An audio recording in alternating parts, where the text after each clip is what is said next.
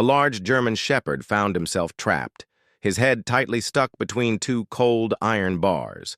He growled in distress, eyes wide with fear. Adults stood around in confusion, unsure of what action to take. Suddenly, without warning, a baby crawled forward. What followed left everyone completely stunned. The morning had begun in peace in the quiet neighborhood of Willow Creek. The skies were clear, and the streets were silent. Then a sudden loud bark cut through the calm, followed by another, sharper than the first. Soon, a desperate howl echoed from behind a tall metal gate at the side of a yard. There, a huge German shepherd flailed about, his head tightly caught between the iron rods.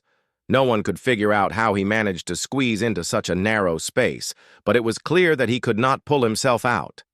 Within minutes, the barking had drawn people from nearby homes. The dog struggled wildly, claws scraping against the concrete. Drool poured from his open mouth as he let out pained howls. The calm morning had now turned chaotic. The neighborhood's attention focused on the helpless animal. Time seemed to race against him. The first to reach him were Mr. Halverson, a man from across the street, and a teenage boy named Eli. Both tried speaking gently, extending their hands with care, covered in gloves. But the German shepherd was beyond reason. His strong body crashed into the gate again and again, not out of aggression but because of pure panic. "He might seriously injure himself," Mr. Halverson said under his breath, glancing at the others nearby. Someone ran over with dish soap, hoping it might help ease the dog's head out, but it made no difference. Every time someone touched the animal's neck, he thrashed violently, whimpering and snapping, not to bite, but to protect himself. His fear was overwhelming. A woman tried calling animal control. Another attempted to contact the dog's owner, but no one answered. Eli crouched low, his voice steady and kind. "It will be fine.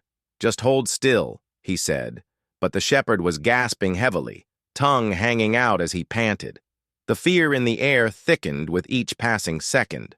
Soon, more neighbors arrived, drawn by the noise. Parents kept their children close, while others watched from a distance, phones raised to record. Ideas flew around: turn his head, pour cold water on him, cut the bars, but nobody had the tools or the certainty. The shepherd was clearly someone's pet, well-fed and muscular. He must have chased something and slipped through a small opening, only to trap himself between the iron rods. Now he sat stuck, ears down, eyes wide in terror. A young woman brought a handful of treats, kneeling down and holding them out, but the dog ignored her completely. His mind was overwhelmed. Another deep, broken cry escaped his throat, and several people winced at the sound. "He might lose consciousness," someone said. Mr. Halverson glanced again at his phone. "They said 20 minutes, he muttered, but that could be too long. Everyone stood still, anxious and unsure. Then, without anyone noticing at first, a soft shuffling sound came from one side of the yard. While the adults debated and the dog struggled, a small child had begun moving across the grass. Wearing sky-blue pajamas and tiny sneakers, barely old enough to stand, the baby crawled forward, completely unaware of the danger ahead. His name was Noah. His mother had stepped inside for just a moment to grab his bottle. In that short time, Noah had managed to wander out of the yard, drawn toward the strange sounds nearby. His wide eyes locked onto the German shepherd, who remained stuck between the iron bars.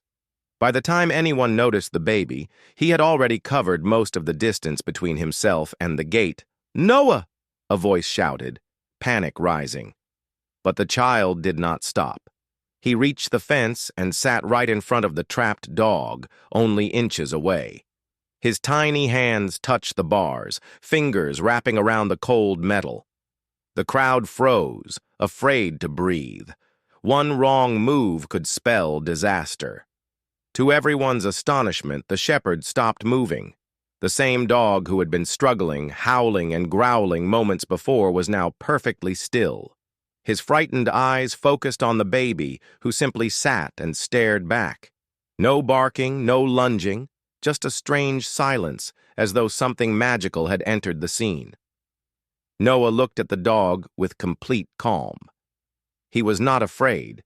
He placed his hands gently against the gate and let out a soft, happy giggle. The tension in the crowd remained, but nobody moved. A woman stepped forward to pull the child back, but Mr. Halverson held out his arm and whispered, "Wait, just wait." The shepherd's breathing slowed. His ears, once pinned flat, lifted ever so slightly. He let out a soft whine, not from pain but from something else, something like recognition or even regret. His tail, which had twitched nervously before, now rested quietly behind him. Noah reached through the bars with one small hand and touched the tip of the dog's nose.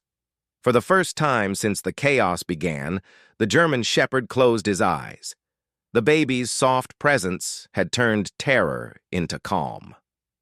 Noah kept his hand on the dog's snout, his tiny fingers unmoving, gentle. The shepherd exhaled with a trembling breath, as if releasing all the fear he had held inside. His muscles, once tense and tight, began to ease. Noah giggled again and leaned forward until his forehead rested lightly against the iron gate. The dog did not pull away. Instead, he made a quiet sound, something between a sigh and a whimper. Then, with complete trust, he licked the baby's little fingers. Gasps rippled through the crowd. "Did you see that?" someone whispered. "He is completely calm, like they know each other." Mr. Halverson and Eli slowly approached, moving carefully. The shepherd did not react. His focus remained on Noah. The fear that had once filled his eyes had faded. With the dog now peaceful, the neighbors moved in closer. One person gently held the dog's body steady, while another examined the bars. "He is not as tightly stuck anymore," a voice said. "Maybe we can ease his head out now." The child had not only brought calm to the panicked animal, he had also given the rescuers their opportunity. Eli knelt beside the shepherd and reached for his neck. "Easy, easy," he whispered, stealing a glance at Noah, who still sat motionless beside the gate. The baby clapped his hands softly, as if encouraging them. With Mr. Halverson gripping the gate to keep it stable, Eli carefully turned the shepherd's head. For one long moment, it seemed jammed. Then, with one small shift and a steady tug, the dog's head slid free. The crowd burst into cheers. The German shepherd stumbled back, panting heavily, but he was safe. He did not bark or run away. Instead, he walked directly to Noah and pressed his head gently against the baby's tiny shoulder. Noah squealed with joy and patted the dog's ear. Phones flashed as pictures were taken. Some people wiped their eyes. It was more than just a successful rescue. It was a connection between innocence and fear, trust and panic. Adults who had been too afraid to go near the dog now clapped with emotion. Some even cried. That day, it was not strength or experience that saved the German shepherd.